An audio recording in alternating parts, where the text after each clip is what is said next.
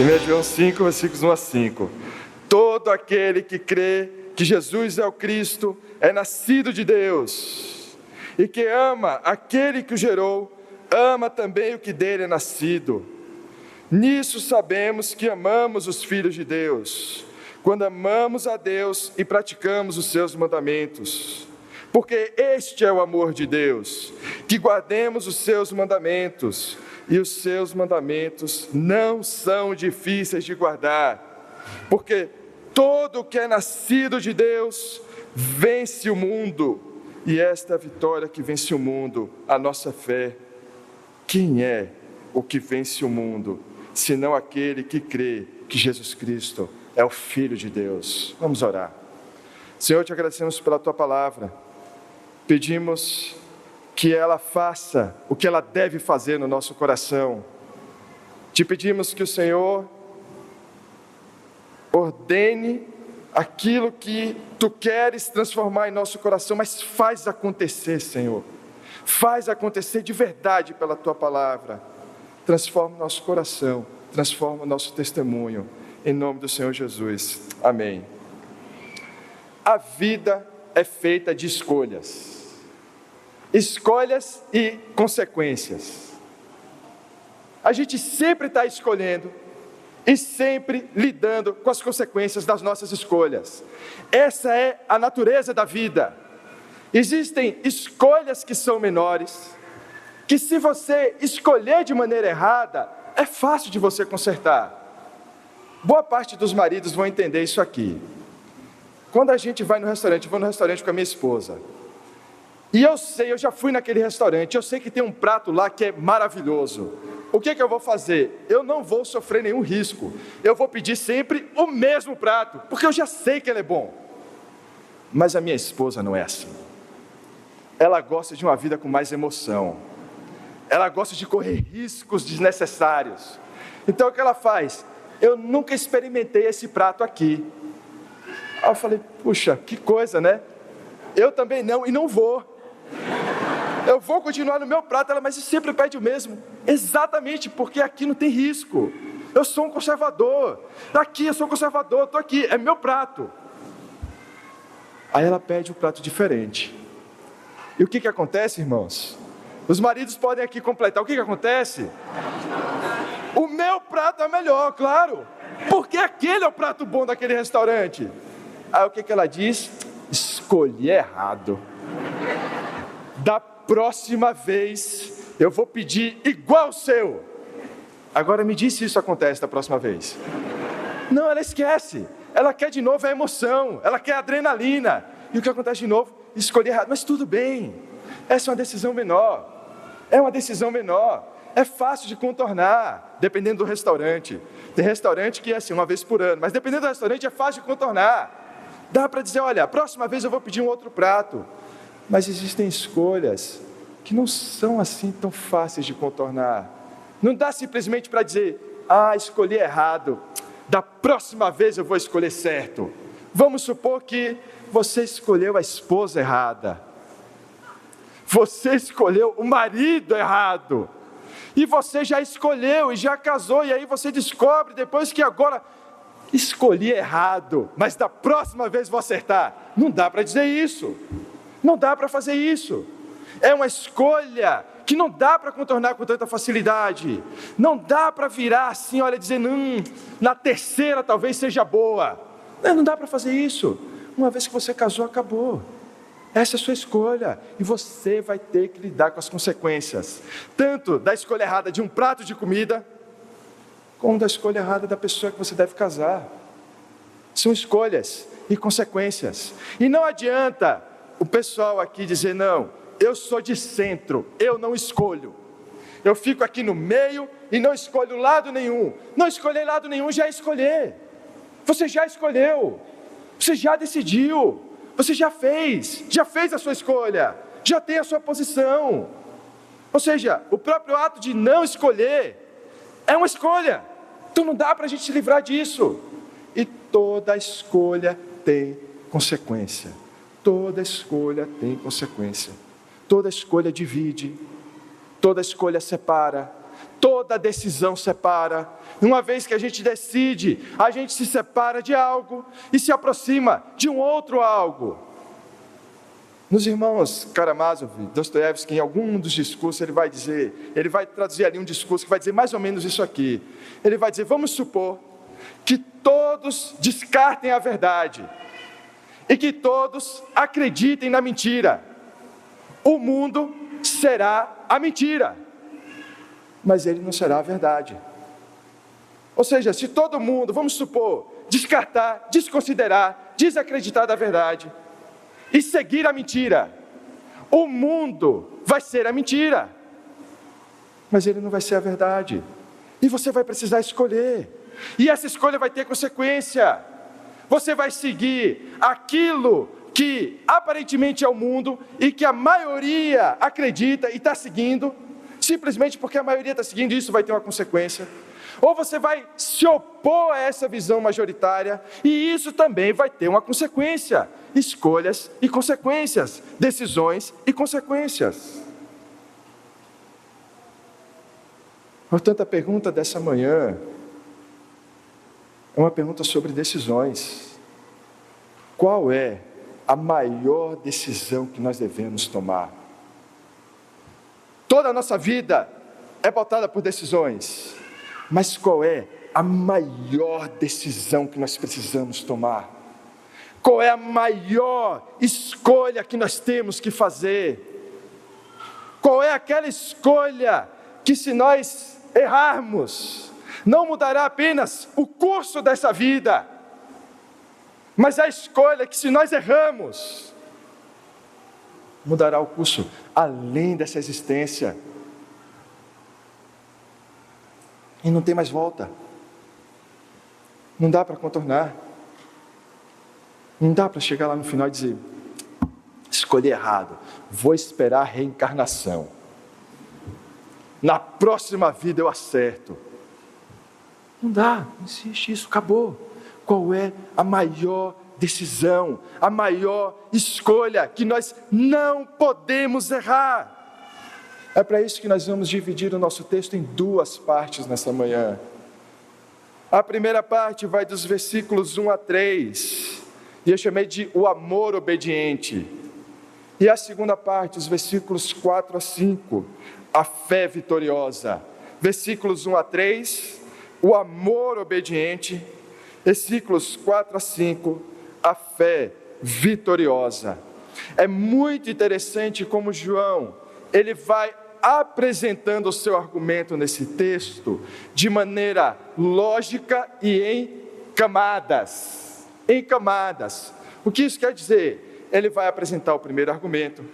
Depois, a esse argumento, ele vai acrescentar uma outra camada. Depois, a essa camada, ele vai acrescentar uma outra camada, até que no final ele tenha todo o argumento desenhado. Ele não vai simplesmente despejar todo o argumento de uma vez, mas ele vai dizer, olha, esse é o primeiro ponto, essa é a segunda camada, essa é a terceira camada, até você chegar no final e falar, agora eu entendi o que você estava falando lá no início. Agora deu para entender, é isso que ele está fazendo aqui. Então, mais uma vez, primeiro ponto, o amor obediente, versículos 1 a 3. Segundo ponto, a fé vitoriosa, versículos 4 a 5. Vamos ver como João vai nos mostrando o seu argumento em camadas e o que ele quer apresentar para a gente na relação entre esse novo ser e o mundo, como novo ser que agora tem um novo coração, uma nova mente, uma nova comunidade, uma nova sociedade, um novo reino. Como ele deve viver nesse mundo, como ele precisa testemunhar nesse mundo, quais são as decisões que ele precisa ter para que ele possa testemunhar de maneira adequada nesse mundo. Primeiro versículo, mais uma vez, todo aquele que crê que Jesus é o Cristo é nascido de Deus. Isso era o que Jesus estava falando para Nicodemos, lá no nosso primeiro texto dessa série, que é necessário nascer de novo.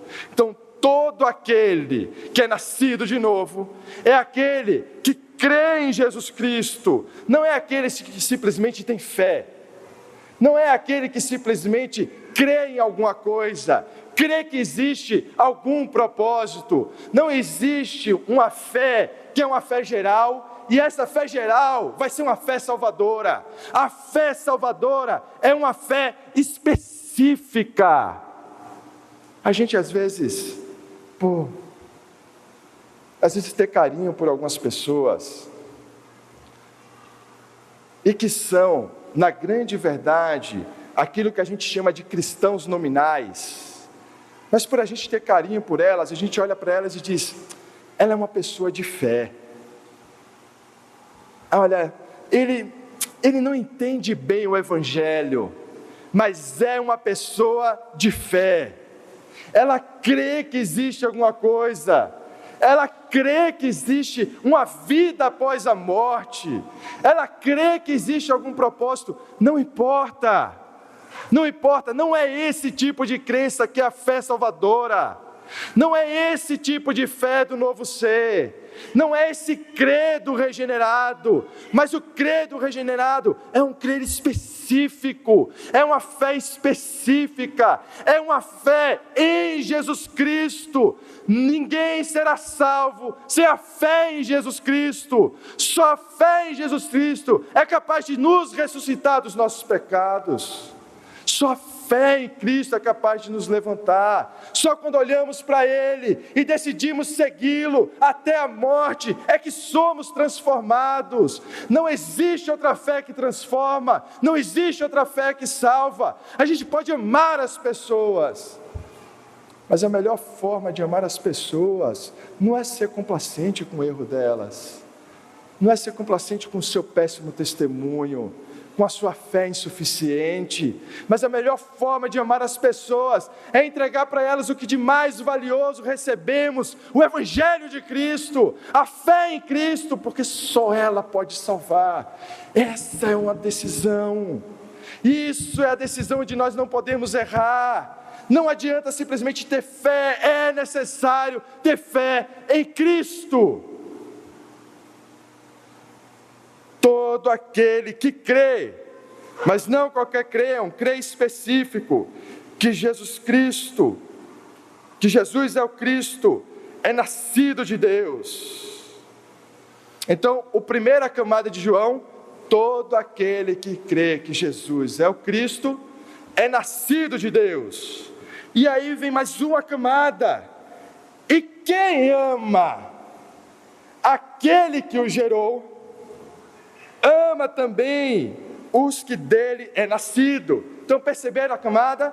Olha, todo que é nascido de Deus é aquele que tem fé em Jesus Cristo, e aquele que tem fé ama aquele que gerou a Jesus Cristo, e aquele que ama a quem gerou, ama também as que dele foi gerado. O amor é a chave para a identidade cristã. A identidade cristã não é pautada pela força, não é pautada pela razão, não é pautada pelo conhecimento acadêmico. Todas essas coisas, elas são importantes, mas a identidade cristã é sempre pautada pelo amor. Por isso o texto está dizendo que todo aquele que é nascido de novo é aquele que crê que Jesus Cristo é o Senhor, e aquele que crê que Jesus Cristo é o Senhor ama aquele que gerou a Jesus Cristo, e aquele que ama aquele que gerou a Jesus Cristo ama também os que dele foram gerados. Aqui a gente tem mais uma camada da vida cristã, uma camada que vai dizer que você não é cristão sozinho. Primeiro ponto: não adianta uma fé que não tem o objeto correto da fé. Uma fé sem o objeto correto da fé não salva. Mas uma fé que não ama aquilo que não deve ser amado, e ama aquilo que deve ser amado, como nós vimos no sermão passado, também se perdeu. Como podemos afirmar que somos nova criatura, novo ser, nascido de Deus, se não amamos a Deus? E como podemos afirmar que amamos a Deus, se não amamos aquilo que Deus gerou? Não é possível um cristão afirmar: olha, eu amo a Deus, mas eu tenho muita dificuldade com a igreja. Olha, eu amo muito a Deus, Deus é bom o tempo todo, Ele está no controle, mas já a igreja, é muito difícil. Eu tento amar, mas não consigo amar, mas eu estou aqui, eu amo Deus. Não, meu irmão, não é possível amar a Deus, mas não amar aquilo que Ele gerou. Como é possível afirmarmos que amamos a Deus, amamos a Cristo, não amamos aquilo que Ele fez, a sua obra nesse mundo?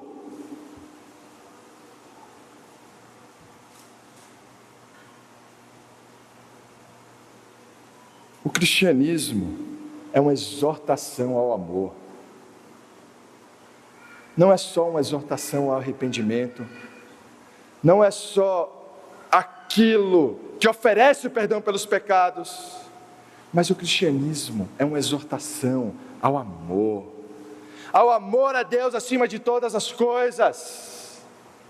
E o amor a Deus acima de todas as coisas media o nosso amor pelas coisas que Ele fez, pelas coisas que Ele gerou, por aquilo que Ele criou. Por isso amamos a Deus acima de todas as coisas, e amando a Deus, amamos a Cristo, e amando a Cristo, amamos a igreja de Cristo.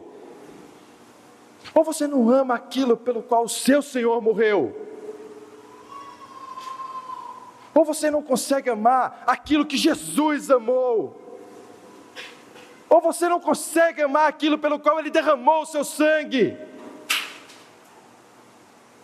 Como temos dificuldade de amar aquilo pelo qual Jesus morreu?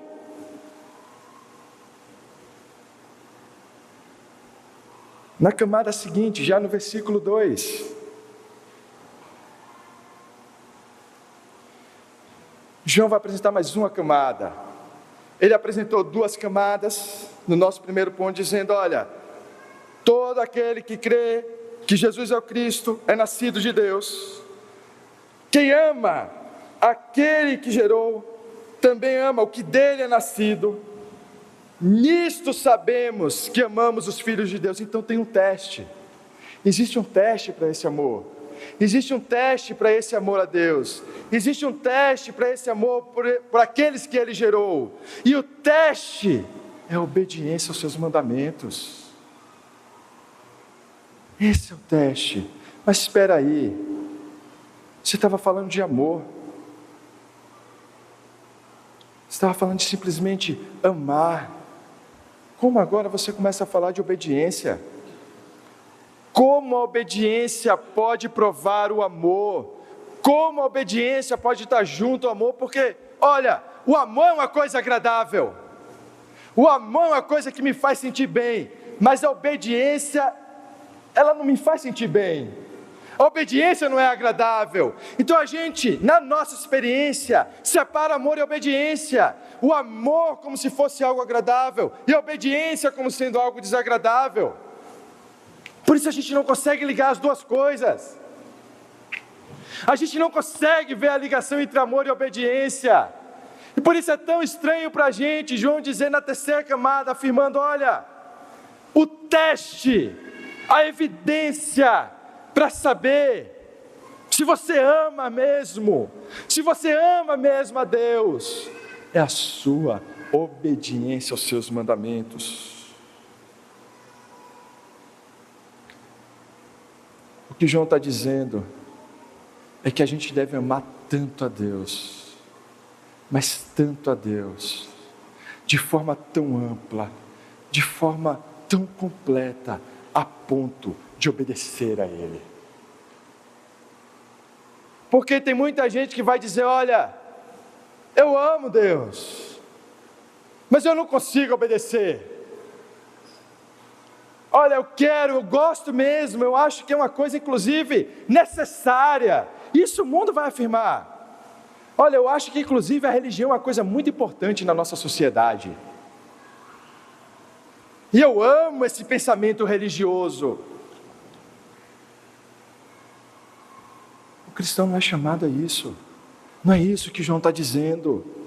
O que João está dizendo é que o novo ser deve amar tanto a Deus, mas tanto a Deus, mas deve amar tanto a Deus, a ponto de obedecer os seus mandamentos, a ponto de obedecer o que Ele está mandando a gente fazer, a ponto de ouvir as suas palavras, a ponto de considerar o que Ele ordenou a coisa mais importante da nossa vida, a ponto de obedecer ainda que a gente perca a nossa vida, ainda que a gente perca a aprovação do mundo, que a gente possa perder amigos, familiares, não importa, porque a coisa mais importante é que eu amo tanto a Deus que eu preciso obedecer, que aquilo que Ele me ordenou é a coisa mais importante da minha vida. E a pergunta é: o quanto você tem amado a Deus? O quanto você tem amado a Deus, cristão? Eu não estou perguntando isso aqui agora para os não cristãos que estão aqui em nosso meio. Eu estou perguntando para você, regenerado, para você que é um cristão, o quanto você tem amado a Deus, o quanto você tem passado nesse teste, o quanto você tem conseguido amar a Deus a ponto de obedecer a Ele, quanto a vontade de Deus tem sido importante na sua vida, qual a importância que você tem dado às coisas que Ele te ordenou fazer, quanto você tem amado a Deus, quanto você tem obedecido a Deus.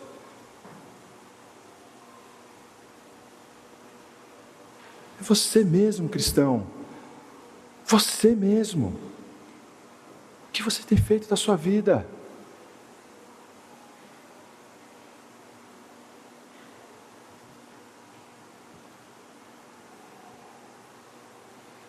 O Evangelho, ele não pode ser reduzido de maneira nenhuma a um humanismo que desconsidera o Deus que é transcendente. Ou seja, o Evangelho não pode ser tratado apenas como uma relação horizontal, uma relação entre homens, uma relação entre indivíduos no mesmo plano, enquanto desconsidera o Deus transcendente, o Deus que está acima de todas as coisas, o Deus que coloca nesse mundo padrões objetivos, sim, de bondade, de amor, de justiça, de ira, de vingança. Por isso, quando nós decidimos obedecer nesse mundo, nós vamos ter que lidar com as consequências da nossa obediência. Mas se nós escolhemos não obedecer aquilo que Ele mandou, vamos ter que lidar com as consequências da nossa desobediência. Escolhas e consequências. Se escolhemos obedecer, certamente vamos sofrer oposição nesse mundo. São as consequências. Se escolher desobedecer, tem coisas que você vai ganhar. Eu não vou aqui ser injusto. Eu não vou aqui dizer, olha, se você escolher desobedecer, você vai só perder. Não, você vai ter ganho sim. A questão é que você precisa avaliar se esses ganhos são suficientes para que você possa, como resultado último, ter apenas perdas. O que eu estou querendo dizer? É certo que se você desobedecer aos mandamentos de Deus, você pode ganhar a aprovação desse mundo. Você pode ganhar conhecimento, você pode ganhar cargo, você pode ganhar status, porque as pessoas vão te aprovar, elas vão te amar, talvez não com amor sincero, muito provavelmente com amor hipócrita, mas elas vão te aprovar, você vai ganhar isso, você pode ganhar esse mundo. Mas o que adianta ganhar esse mundo inteiro e perder a sua alma? Essa é a pergunta de um cristão. Eu sei que eu posso ganhar coisas nesse mundo, eu sei que se eu não obedecer, eu vou ganhar vantagens nesse mundo, mas o cristão é aquele que pergunta, do que adianta eu ganhar esse mundo inteiro e perder a minha alma? Enquanto o não cristão é aquele que está dizendo, o que é a vida eterna, se na vida eterna eu perder os benefícios desse mundo? O mundo está invertendo a pergunta. O cristão sempre está se perguntando: do que adianta eu ganhar esse mundo e perder a minha alma? Do que adianta eu ganhar coisas aqui e perder aquilo que eu não posso perder? Do que adianta acertar nas coisas que vão passar e errar exatamente onde eu não posso errar e não tem mais retorno? Do que adianta ganharmos esse mundo se a nossa alma se perder? Do que adianta as suas conquistas nesse mundo se você perecer eternamente? Mas o mundo não está preocupado com isso. O mundo está invertendo a pergunta. O mundo está dizendo: olha, do que adianta a vida eterna se eu perder os benefícios desse mundo? Escolhas e consequências. Você pode sim ganhar esse mundo. Você pode sim ganhar esse mundo, mas a minha pergunta para você é: terá valido a pena? Terá valido a pena? E você pode perder coisas nesse mundo sim, obedecendo a Deus. Aliás, você irá perder, você deve perder. Mas a mesma pergunta eu faço para você, lá no final: terá valido a pena? Terá valido a pena? O que vale a gente ganhar o mundo inteiro e perder a nossa alma? O versículo 3, que termina nosso primeiro ponto, João continua acrescentando camadas ao seu argumento. Porque este é o amor de Deus, que guardemos os seus mandamentos. Aí aqui vem a parte onde a gente sofre ouvindo, né? E os seus mandamentos não são difíceis de guardar. Porque esse é o amor de Deus, que guardemos os seus mandamentos. João poderia parar por aí, mas claramente ele não estava satisfeito. Ele disse para a gente: olha, e eu preciso dizer uma coisa para vocês: os mandamentos do Senhor não são difíceis de guardar. Eles não são pesados de guardar. Pelo contrário, os mandamentos do Senhor são o nosso alívio, são a nossa esperança. Se nós não tivéssemos os mandamentos do Senhor, nós não teríamos esperança, nós não teríamos alívio. Mas o mundo, ele quer desenhar a religião, especialmente o cristianismo, como um sistema de imposição pesada. Muito culpa do legalismo que tem sido trabalhado em tantas igrejas, de um legalismo que não é o evangelho, não é o mandamento do Senhor, de exigências que não são ordenadas pela palavra de Deus, e colocam peso sobre essas pessoas. Mas isso não é o mandamento do Senhor. O mandamento de Deus não é difícil de guardar. Não é difícil de guardar porque a gente consegue, mas porque Ele tanto ordena, como Ele dá a gente a capacidade de obedecer e de guardar os seus mandamentos. Não é pela sua força que os mandamentos não são difíceis. Mas o que João está dizendo é que todo aquele que é nascido de Deus, que crê em Jesus Cristo, que ama o seu irmão, que cumpre os seus mandamentos, a esse nascido de novo, Ele capacita para que você obedeça. Ele te dá a condição para você ser fiel. Naturalmente nós não conseguimos ser fiéis ao Senhor. Em nossa natureza caída, tudo que nós conseguimos produzir é desobediência, é rebelião contra o Senhor. Mas uma vez nascidos de novo, uma vez regenerados, uma vez tendo recebido um novo coração, uma vez tendo recebido o Santo Espírito de Deus, esse mesmo Espírito nos ilumina e nos capacita a cumprir os seus mandamentos, e não só a cumprir os mandamentos do Senhor, amar cumprir. O Evangelho não está chamando você simplesmente a obedecer. A Bíblia não está dizendo assim: cristão, obedeça. Ele está dizendo: cristão, ame obedecer. Ame obedecer a Deus. Ame, deseje, tenha sede por obedecer a Deus. Saiba que é uma dádiva que você possa obedecer, porque antes você não podia obedecer a Deus. Mas agora você recebeu a dádiva de obedecer. Ame obedecer a Deus. Deseje isso. Clame ao Senhor que te dê a capacidade pelo Espírito Santo a obedecer a Ele cada vez mais. Mas não só peça para obedecer, peça para amar obedecer. Porque é assim que um cristão ama os mandamentos do Senhor.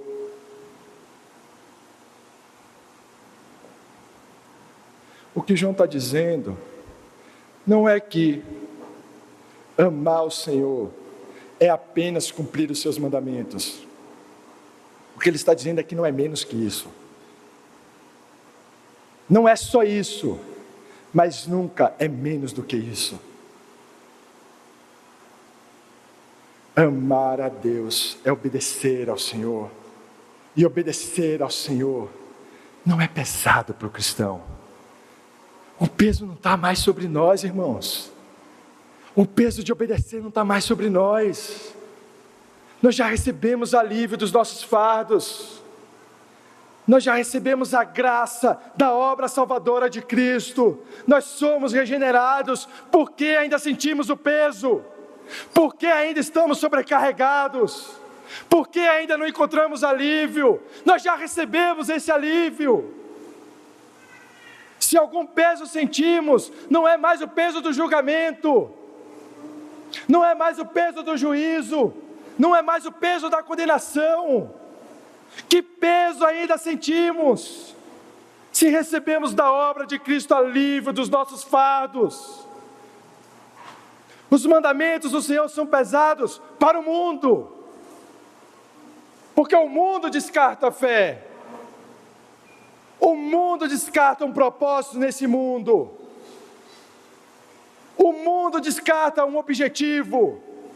O mundo descarta uma verdade objetiva nesse mundo, uma justiça final nesse mundo. Mas nós não. Portanto, o peso está sobre aqueles que estão no mundo, mas os cristãos devem encontrar alívio na obediência. Porque o cristão, quando olha para a obediência, ele diz: Senhor, eu sei que eu vou perder algumas coisas aqui. Eu tenho certeza disso. Mas o que são essas coisas perto da vida eterna? O que são essas migalhas que eu perdi perto da vida eterna? O que é a aprovação dos homens perto da vida eterna? O que é a aprovação dos amigos perto da vida eterna? O que é o status nesse mundo perto da vida eterna? O que são as riquezas desse mundo perto da vida eterna? O que é o sucesso profissional perto da vida eterna? O que são essas migalhas que nós rastejamos por elas perto da vida eterna que nós recebemos? Vale a pena?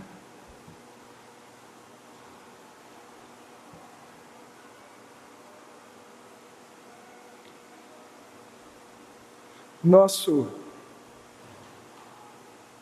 segundo ponto, após apresentar esse amor obediente, João agora muda o foco do amor para a fé. Então, nesses 3 primeiros versículos, ele apresentou a relação entre amor e obediência. Nos versículos 4 e 5, ele vai falar dessa fé, que é a fé vitoriosa. Olha só o que ele diz no versículo 4. Porque todo que é nascido de Deus, então ele falou, nascido de Deus no versículo 1, e agora ele retoma esse tema, dizendo, porque todo que é nascido de Deus vence o mundo. Ele muda o foco do amor para a fé. Ele afirma que essa força que vence o mundo não é uma força da imposição, mas aquilo que vence o mundo é a nossa fé. Por isso que é tão desastroso a gente ver cristãos que tentam vencer o mundo arrancando a cabeça do mundo. Então ele simplesmente quer dizer, não, eu odeio o mundo é o inimigo, então a gente precisa matar o mundo. Eu preciso matar o mundo, eu vim aqui para isso. Então a pessoa parece que está vivendo no meio de uma guerra santa, que só ela está em guerra, e ela está em guerra com todo mundo. E aí de repente, todo mundo está errado e só o sujeito está certo. Ele é o iluminado, o enviado de Deus para fazer justiça nesse mundo. E ele quer fazer justiça a qualquer custo, pela força, pela imposição. Mas João está dizendo, olha, não é assim que a gente vence o mundo. O cristão não vence o mundo pela imposição. O cristão não vence o mundo pela força, mas o cristão vence o mundo pela fé. É na nossa fidelidade que nós vencemos o mundo. É na luta com os nossos pecados que nós vencemos o mundo.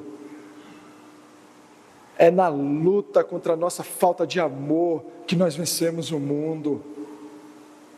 É na luta contra a nossa falta do desejo de obedecer a Deus que nós vencemos o mundo. Nós não vencemos o mundo confrontando apenas o mundo, mas confrontando o nosso coração. O nosso coração é o primeiro que precisa ser vencido.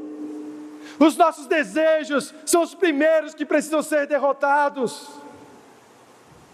E tem muito cristão atacando o mundo, enquanto não derrotou o seu próprio coração. Não venceu os seus próprios desejos, não venceu o seu pecado. O que vence o mundo é a nossa fé, meus irmãos.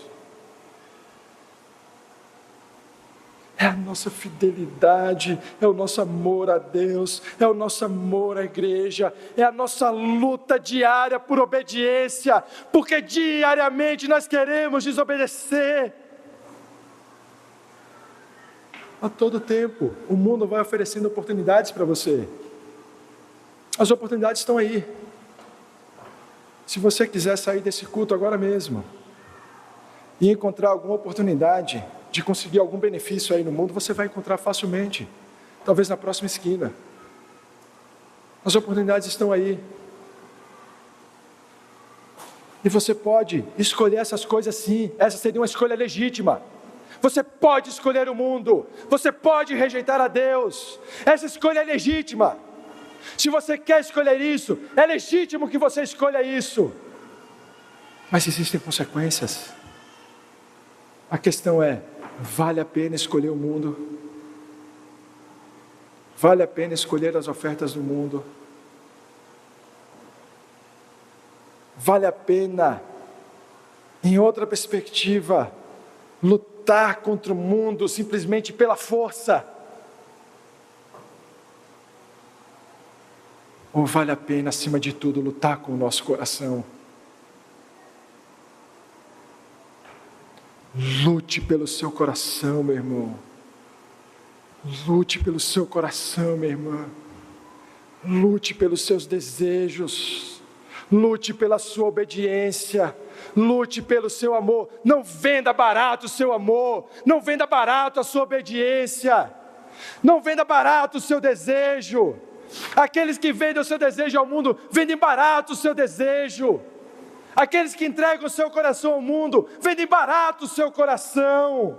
Não venda barato o seu coração. Não venda barato a sua mente. Não venda barato os seus olhos. Não venda barato os seus ouvidos. Não venda barato o seu amor a Deus. A verdade é que muitas vezes a gente tem vendido o nosso amor ao nosso Senhor por bem menos que 30 moedas. Essa é a grande verdade. Em cada negociação, a gente vende o nosso amor por menos de 30 moedas. em cada flexibilidade moral, nós vendemos a nossa obediência por bem menos que 30 moedas. Nós estamos dizendo, todas as vezes que cedemos, que aquilo que o mundo tem a oferecer é maior do que aquilo que Cristo nos oferece. Todas as vezes que você desobedece, é isso que você está dizendo. Todas as vezes que você vende a sua obediência de maneira barata a esse mundo, é isso que você está dizendo. Você está dizendo, olha, o que esse mundo está me oferecendo é mais atrativo para mim do que o meu Senhor está me oferecendo. Eu prefiro o reconhecimento dos homens do que o sangue de Cristo. É isso que você está dizendo.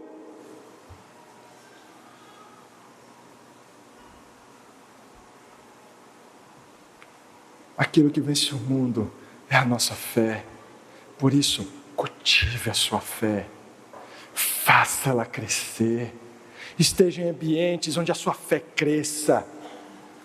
Ande com pessoas que façam a sua fé crescer. Escolha sabiamente o que você vai ouvir, para aquilo que você escute, faça a sua fé crescer. Escolha sabiamente onde você colocará os seus olhos, para que aquilo que você veja, faça a sua fé crescer. Não negocie a sua fé, não negocie a sua obediência, não negocie a sua salvação.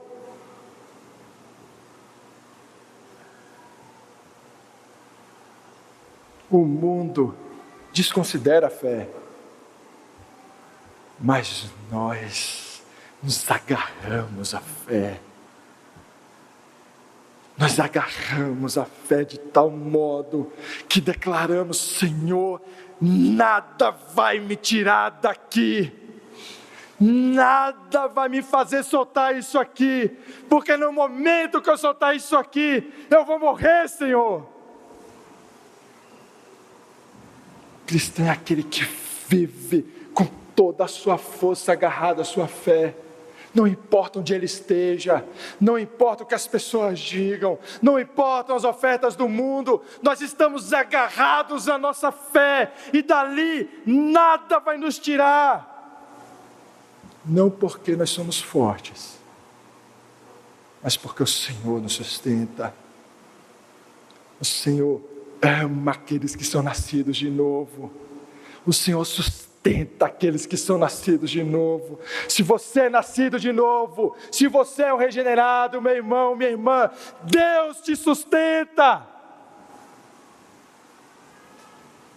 Deus está próximo. Ele sustenta você em todas as suas decisões.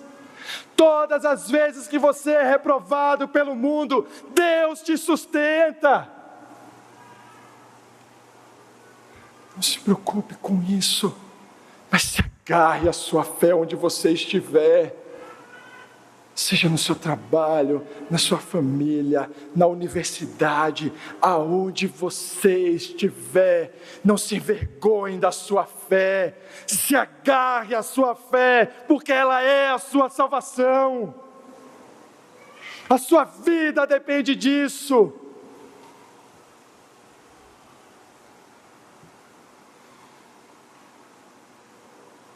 E o último versículo.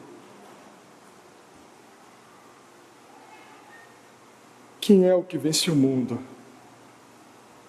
senão aquele que crê que Jesus é o Filho de Deus? Veja, olha como João está terminando. Ele não está dizendo quem é que vence o mundo, senão aquele que carrega a maior arma, ou aquele que é mais forte, ou aquele que é mais sábio, ou aquele que tem mais aprovação popular, ou aquele que tem mais seguidores. Ele está dizendo, quem é o que vence o mundo, senão aquele que crê que Jesus Cristo é o Filho de Deus? Eu não sei a sua situação nessa manhã, eu não sei como você entrou aqui nessa igreja, eu não conheço as circunstâncias de todos que estão aqui, eu não sei pelo que você está passando, Eu não sei o que você está experimentando, os dilemas que você está experimentando agora. Eu não sei a sua condição social.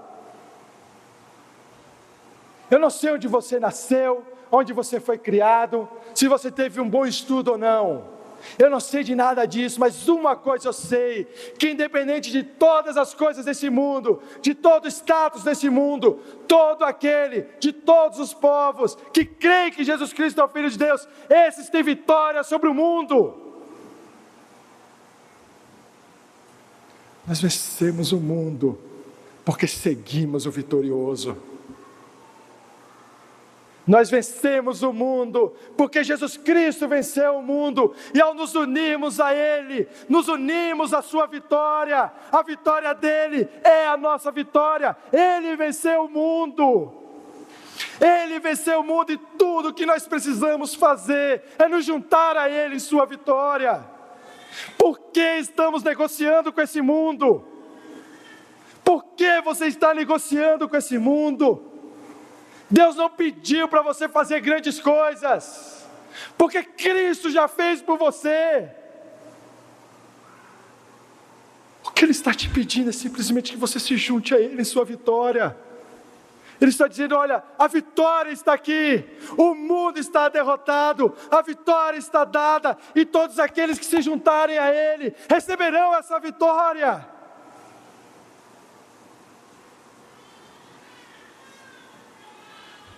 Nós não precisamos fazer nada, tudo está feito, o vitorioso está nos céus.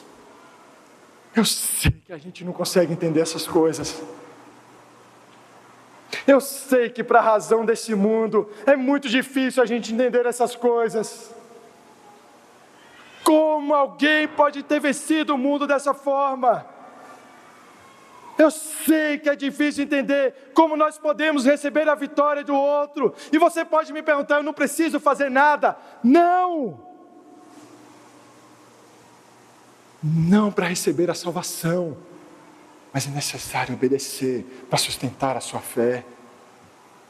Mas a salvação nos é dada.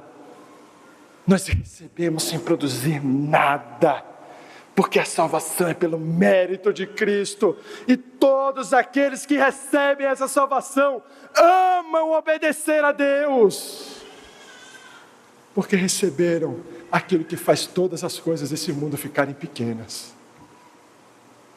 Todo aquele que recebeu a salvação das mãos do Senhor, todo aquele que vence o mundo pela vitória de Cristo, olha para o mundo e vê o mundo pequeno. Vê o mundo pequeno, porque se vê pequeno. É quando nós recebemos aquilo de mais valioso, que nós não podemos produzir, homem nenhum pode produzir, homem nenhum pode merecer, que nós vemos o mundo pequeno. É aí que nós falamos: Senhor, do que adianta esse mundo inteiro? Do que adianta todo esse desespero das pessoas por riqueza?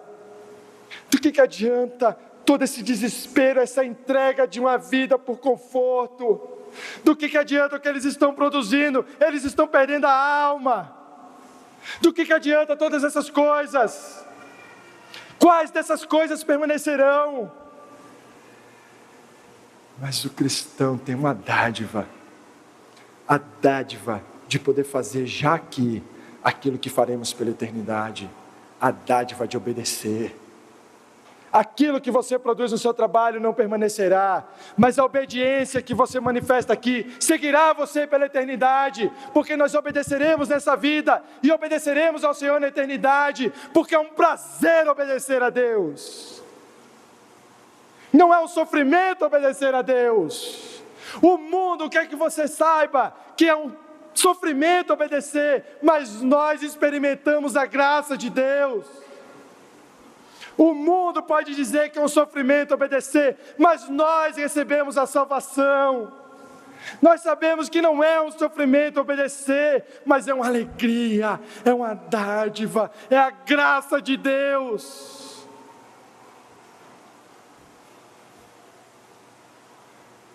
O meu convite final nessa manhã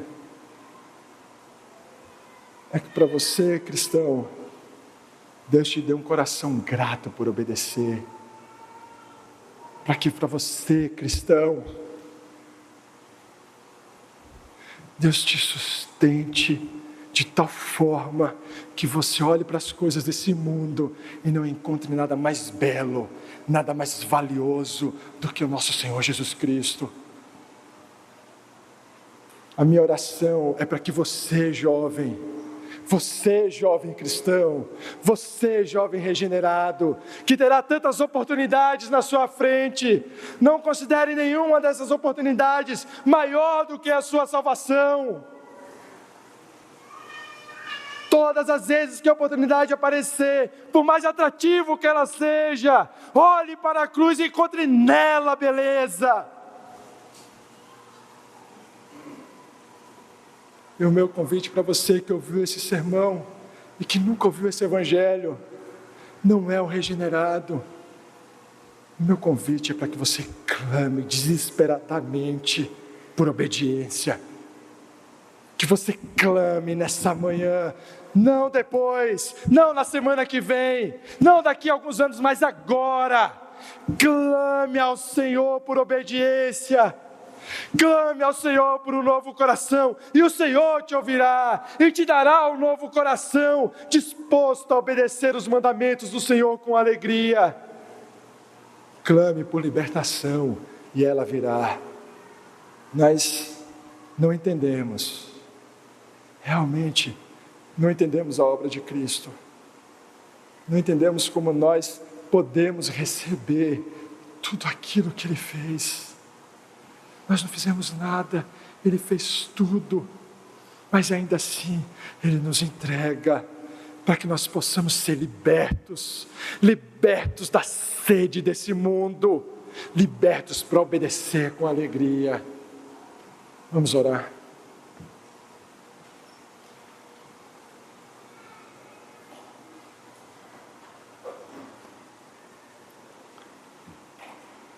Senhor Deus,